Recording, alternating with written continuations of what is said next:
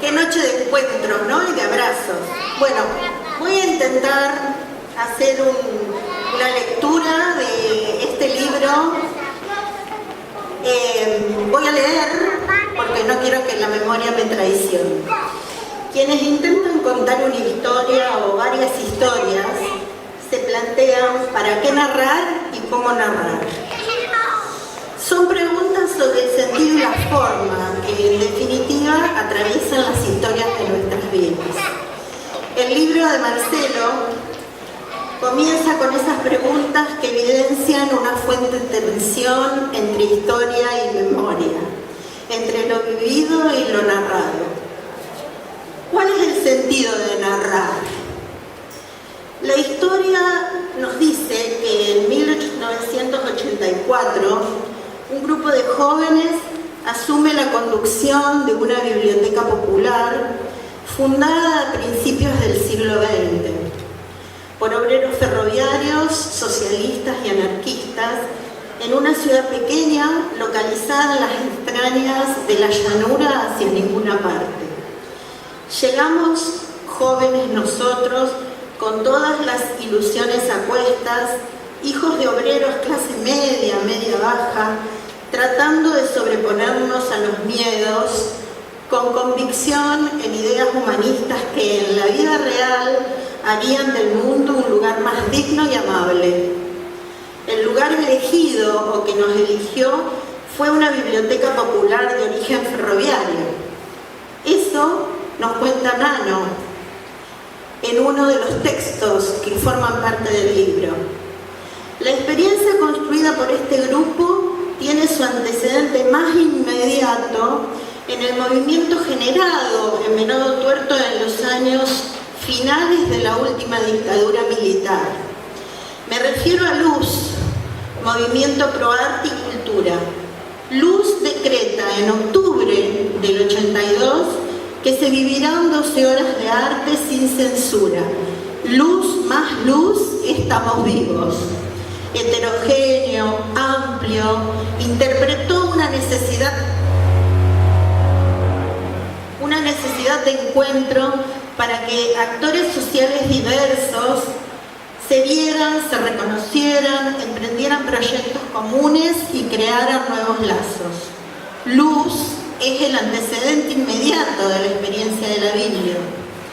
Este libro tiene su antecedente en la llanura hacia ninguna parte, en la que aparece entre pliegues la historia que aquí se narra. Muchos de los impulsores de Luz participan en la Biblia. El ñoti, Horacio Martínez, en uno de sus textos nos cuenta que en ese tiempo de largas noches compartidas en los bares, hablando de música, de política, de poesía, de fútbol, es decir, de amor, se gesta y se multiplica el compromiso ideológico, cultural y político. Esa ciudad conservadora, apática, solemne, individualista, es capaz de cobijar también el nacimiento de revistas alternativas y contestatarias como Expresión y Transparencia, y la conformación en 1981 del Grupo de Teatro Apertura, nombre que nos habla de las necesidades y las demandas de la época.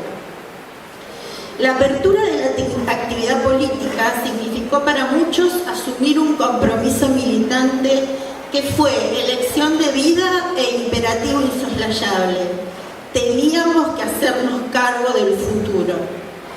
En 1984, la primavera democrática generó un clima de euforia e ilusión generalizada que ocultó a un país aterrado, humillado, empobrecido, con el corazón comido por los gusanos. Salíamos de una guerra y era tanto el dolor que la democracia nos prometía todo. La Biblia es casi impensable sin democracia. La vida y la libertad fueron fundamentos centrales del proyecto y fue tan grande la certeza de lo mucho que se ponía en juego que la Biblia y sus protagonistas se hacen cargo de una participación activa y comprometida en los hechos de la Semana Santa del 87, a la Plaza por la Vida, hoy todo el día. Tampoco era posible esta experiencia sin el Estado presente. En este sentido, es de resaltar la figura de Eve Clementi, en ese momento directora nacional del libro. Llega a la biblioteca atendiendo las denuncias de los ciudadanos bien pensantes, escandalizados por la música altisonante, los asados a cualquier hora, el vino, las risas y supongo que también por el frente pintado de colores. ¡Qué falta de respeto! Eso no se hace en una biblioteca. Pero pasó lo que jamás pensaron. Eve se enamoró del proyecto y fue una gran inspiradora, una rara mezcla de madre, profesora y amor imposible. Los provocó, los incitó a programar el ciclo de charlas abiertas, intervino ante la CONAVIP para que envíe más libros, impulsó y difundió la experiencia, propuso y defendió la presentación del concurso de selección entre bibliotecas, de la que derivó el subsidio de la Fundación Antorchas. Eve abrió puertas, gestionó y enseñó a gestionar. Nos dice Marcelo en varios fragmentos de su libro, como no se levantaban las persianas y además las tiras estaban cortadas, en las dos ventanas del frente los pájaros habían hecho nido. La vereda estaba rota, le faltaban mosaicos, le había crecido una planta de zapallo en guachas. Adentro una sola lámpara, rancio tubo fluorescente. Reparar los vidrios rotos, cortar los pastos, ajustar la puerta. Hay que pintar, arreglar, falta iluminación, ordenar, clasificar, reciclar. La tarea que se imponen entonces es reparar, reconstruir, ordenar para construir, para imaginar, crear y pensar, para generar recursos materiales y culturales. Así el frente se vistió de colores. Hay que salir del mundo gris. Obviamente fue un escándalo. Todo, el color lo inundó todo. Es posible pensar esta experiencia transcurrida en lo local como una metáfora del país, de la Argentina que salía de la dictadura. La tarea de crear y recrear lazos se replicó en lo macro y en lo micro.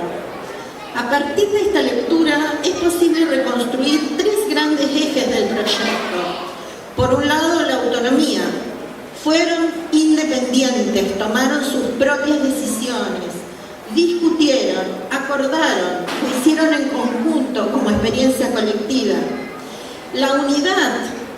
Trabajar en equipo supone un ideal de igualdad en el esfuerzo y en la participación, pero también tramitar con armonía los diferentes roles, potenciar las capacidades, la identidad, el sentido de pertenencia, la necesidad de contener y saberse contenidos, la construcción de un lugar que constituye identidad, en este caso de un grupo. Lugar de encuentro, de palabra intercambiada, de complicidad entre compañeros, de lenguaje compartido, un lugar transitado y construido por los protagonistas. Este lugar identitario se construyó con la apropiación que estos jóvenes realizaron del espacio material y que en el libro aparece explícitamente. ¿Cómo se construyó el proyecto? Las obras, reparar, limpiar para proyectar la expansión y así ampliaron el espacio físico y construyeron Castalia. Las metas, difundir la palabra que conmueve, ilumina y sana, y la conciencia de que el trabajo y felicidad no son opciones separadas, aunque el capitalismo así lo quiera. No se trató de un proyecto anárquico, anónimo, sin espesura. Así nos lo cuenta Fabián Bernetti. Para esos jóvenes la Biblia fue una escuela de formación. algo abarcativo y profundo. Hoy podemos decir, con la impunidad que nos da la distancia, que había mandamientos, no los bíblicos, pero sí eficaces. No estaban escritos y nadie los percibía como tales. Delineaban un comportamiento. Fito demuestra que las instituciones son la puesta en acto de las ideas que hablan un lenguaje que les es propio.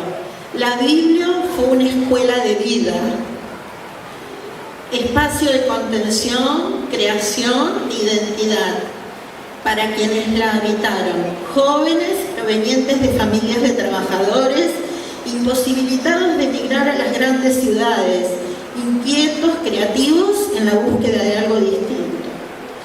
Esos mandamientos no escritos, pero conocidos por todos, daban sentido de pertenencia, valoraban lo colectivo por sobre lo individual y se ponían en acción en la búsqueda constante de coherencia entre el decir y el hacer. Tal vez nada explique mejor a la Biblia, ni haga más justicia con lo que fue y prodigó, que cuando la asumimos como una experiencia de enseñanza y aprendizaje colectivo, de producción de conocimiento colectivo y popular. Fernando Peirone. En esta construcción colectiva aparecen dos ideas fuerzas que le dieron espesura, profundidad al proyecto y que le dan unidad al libro. La primera es el concepto de fiesta, o mejor aún, el de festival.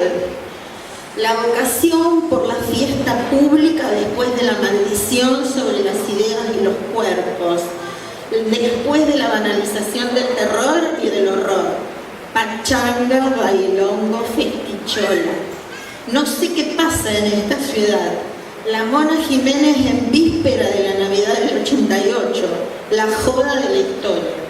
La fiesta concebida como el gran momento de entusiasmo colectivo, de efervescencia social, que nos permite revisar valores y normas, que cuestiona lo conocido como dado, que desrutiniza lo cotidiano. La fiesta que critica los valores de la vida moderna, trabajo y productividad.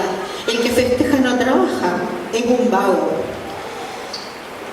Esta idea de fiesta aparece reiteradamente en las peñas, los bailes, la cumbia, el cuarteto, en el acto de entrar bailando a los lugares, de bailar sobre las mesas. ¡Qué horror! ¡Qué desparpajo! En las guitarras, en los disfraces, en los sombreros. El otro concepto que atraviesa la obra y el proyecto es el concepto de juego. Jugando nos relacionamos con la vida, con lo visible y con lo invisible. Restauramos razos, juego y deporte, la fiesta del fútbol, juego y poder, jugar y jugarse, las jugarretas del destino. Como dijo Marcelo en una entrevista reciente, no éramos, pese a esto, el circo de piñón fijo, sino que para cada cosa había un concepto, una búsqueda. Entonces, y por eso escribo, sentí que estaba en riesgo la esencia de esa historia. Desde el paso de los años terminaba siendo una simplificación tonta y banal.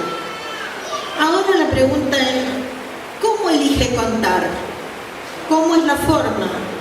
En la misma entrevista aseguró, siempre fui receloso de escribir esta historia porque es heterogénea, duró muchos años y participó en ella mucha gente. Con el paso del tiempo empecé a escuchar una recuperación superficial y simplista que ponía en riesgo a la historia misma. El libro recupera voces, muchas, textos escritos mientras los hechos ocurrían, nombres muy conocidos, visitantes frecuentes, inspiradores.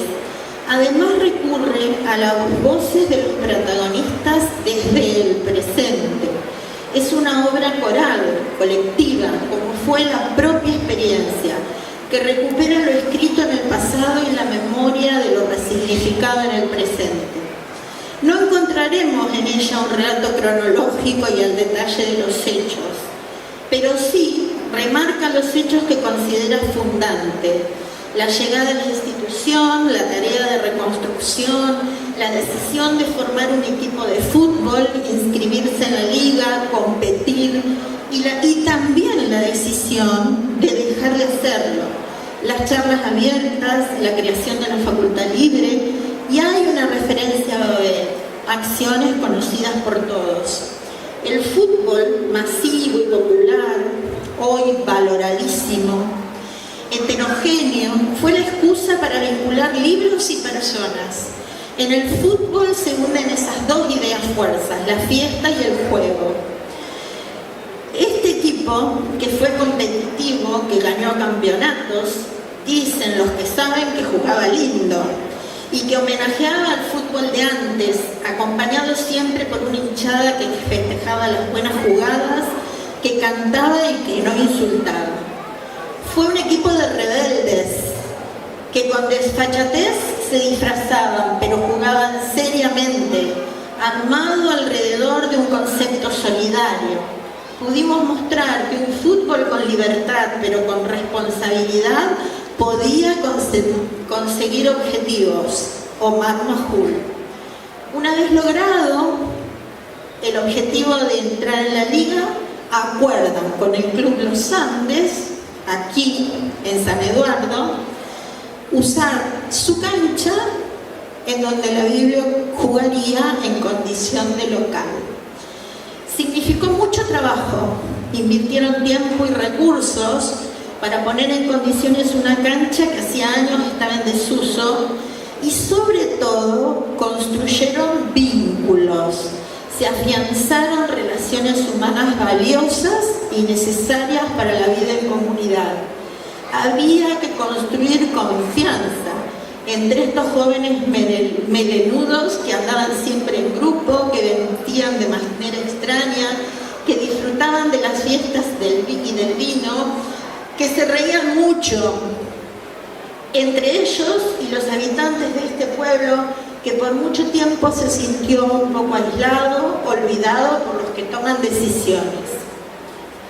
Fue posible construir estos vínculos fuertes de afecto, colaboración y amistad, forjados en el respeto, en el compartir comidas, trabajos y conocimiento. Así se apropiaron poco a poco. Este fue su pueblo, la tierra prometida. Y San Eduardo tuvo cuerpo, alma y nombres propios inolvidables. El paso del tiempo también generó una mirada benévola y amigable. El tiempo todo lo cura y además la experiencia como tal ha dejado de existir. Desaparecieron los cuestionamientos, la estigmatización, los señalamientos, los calificativos: vagos, comunistas, drogadictos y putos. No es el propósito de Marcelo ni de quienes recuperaron su propia historia con la institución, y mucho menos del mío, romantizar el impacto que los hechos producían en esta sociedad tan envuelta en la seriedad, tan prolija, tan seria. Muy por el contrario, somos conscientes de que ese dedo acusador, la mirada censuradora y juzgadora ante lo diferente, lo distinto, lo disruptivo, lo incómodo, lo desobediente, vive y habita entre nosotros y en nosotros. La incomprensión no provenía solo de afuera, era difícil explicar todo aún en el interior de las propias familias.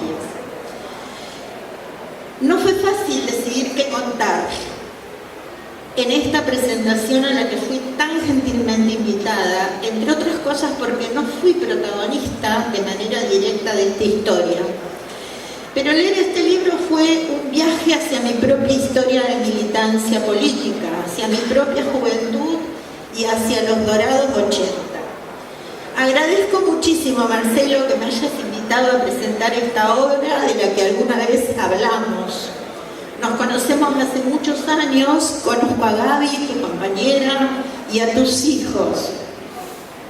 Fue muy especial haber preparado esta presentación, no solo por el libro en sí mismo, que deseo se convierta en fuente de una historia cultural de Venado y la zona que todavía nos debemos, sino, y sobre todo, porque se realiza en este pueblo donde pasé mi infancia, en el que viví hasta los 18 años.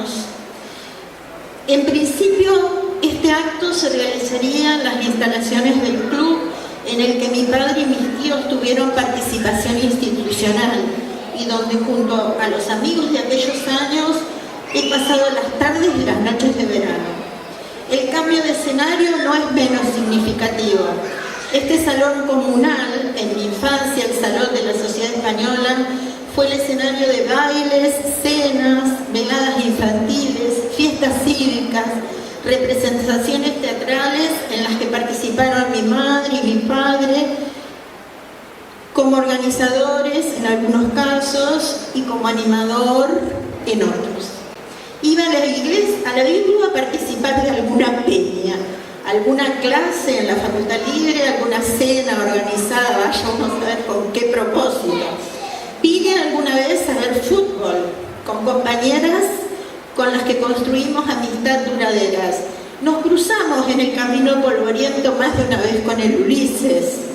Quienes fuimos jóvenes en los 80, en Venado, no podemos ser indiferentes a una experiencia que hoy se nos antoja irrepetible, tan irrepetible como el entusiasmo por la recuperación democrática. Era imposible ser joven y no estar vinculado de alguna manera a la Biblia. Por ahí pasaba la diversión, la lectura, el encuentro, la creatividad. Fui testigo periférico, compartimos un espacio y un tiempo atravesado por las militancias. Toda época tiene sonidos, colores, formas, toda época tiene una estética y un lenguaje que le son propios. Al leer el libro resuenan esos sonidos, aparecen esas imágenes, esos lugares conocidos por aquellos que vivimos los 80, en esa ciudad de la pampa húmeda en la que era posible vagar por las calles, deambular con o sin rumbo, abiertos a todas las experiencias que se presentaran, en cualquier momento, solos o en grupo. Encontrarse en la calle, saludarse, compartir, seguir caminando y volverse a encontrar. Hoy volvieron por unas olas las malas costumbres. Hoy la vida ataca los molinos. Hoy nuevamente estamos de acuerdo con la vida. Hoy las redes sociales, inexistentes en los lejanos 80, se poblaron de imágenes y palabras de agradecimientos. Gracias por ustedes amamos tanto las letras como el fútbol, dijo alguien por ahí. Comparto para concluir las palabras de Elsa Fleiber. La vida, la Biblia, transgresora, masculina, futbolera. El Venado la enfocó con su único ojo. Jugaban al fútbol. Estaban tergiversando la lógica de las bibliotecas. Ellos, el amor, los libros, las palabras, las ganas de vivir. Sacudían prejuicios y distancias con bandera. En la Biblia todo iba de la mano. La fiesta, la alegría, el disparate, pero también las charlas, el psicoanálisis y la filosofía. Fue el tábano, generadora y cómplice de cambios individuales y colectivos que marcaron a una generación, el lugar hospitalario del que salimos enriquecidos y mejores. A los que impulsaron esta historia que hoy contamos, y seguramente a muchos de los que hoy estamos de acuerdo con la vida, nos dijeron que era imposible. Fuimos y lo hicimos. Muchas gracias.